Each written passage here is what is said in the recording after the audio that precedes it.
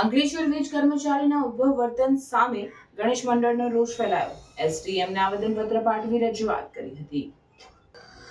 ગણેશોત્સવને અનુલક્ષીને જરૂરી કામો અંગે રજૂઆત કરવા શ્રી ગણપતિ ચેરિટેબલ ટ્રસ્ટ અંકલેશ્વર સભ્યો પહોંચ્યા હતા. ડીજીવીસીએલ અધિકારીઓની હાજરીમાં જુનિયર એન્જિનિયર દ્વારા દુર્વ્યવહાર કરતા રજૂઆત કરાઈ હતી.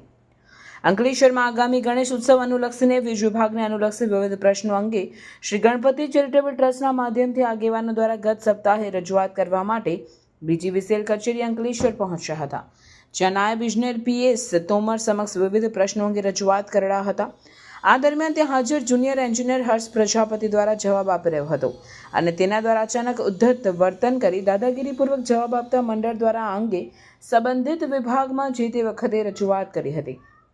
જે બાદ અંકલેશ્વર મામલતદાર કરણસિંહ રાજપૂતને લેખિત આવેદનપત્ર પાઠવી રજૂઆત કરવા આવેલા મંડળના સભ્યો સામે ગેરવર્તણૂક કરનાર કર્મચારી સામે ત્વરિત અસરથી કાર્યવાહી કરવાની માંગ કરી હતી.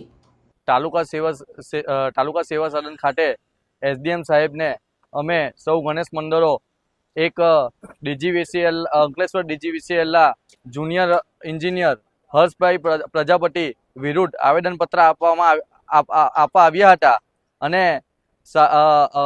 પ્રાંત સાહેબ રજા પર હોવાથી મામલતદાર સાહેબને આવેદન આપ્યું અને મામલતદાર સાહેબને રજૂઆત કરી કે જે આ 1 મહિના પહેલા જે ગણપતિ મંડળોને બોલાવી બેઠક કરી હતી અને એ બેઠકમાં એસડીએમ સાહેબે આ અમારા મુખ્ય અધિકારી તોમર સાહેબને કીધું હતું કે આ લોકોના ગણેશ મંડળના જે બી પ્રશ્ન હોય એ તમે સોલ્વ કરજો.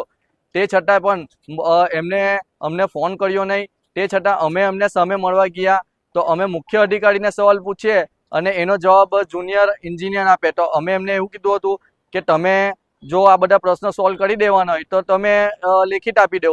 તો અમે મુખ્ય અધિકારીને ના મળીએ અને તમને મળીએ. તો એમને એ ઉશ્કેરાઈ જઈને એવું કીધું હતું કે તમે જે થાય એ કરી લો, પણ હું કહેવાય એટલું જ થશે અને હું જેટલું વિચારીશ એટલું જ તમારું કામ થશે.